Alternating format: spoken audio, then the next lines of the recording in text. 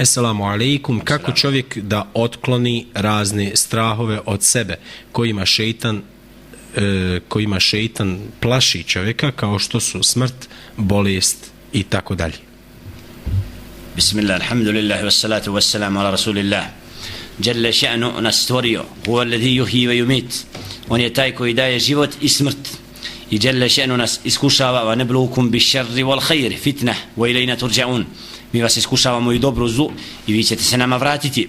Nama je, robuje da čini ono što Jalla še'nu naređuje, ostavi ono što Jalla še'nu zabranjuje i čvrsto se oslanja na stvoritelja subhanahu wa ta'ala, a nikada ne otvara vrata tome da strahuje od smrti, da strahuje od onoga što će se sutra dogoditi ili ne znam.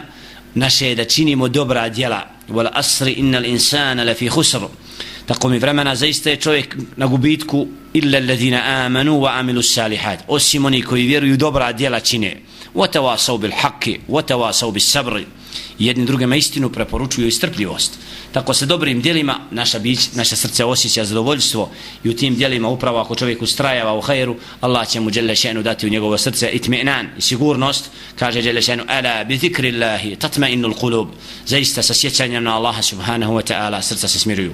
Zato preporučujem više ibadeta na file učenja Kur'ana Kerima takvim osoba kako bi Allah subhanahu wa ta'ala poslao meleke i zaštitio takve osobe od lutanja.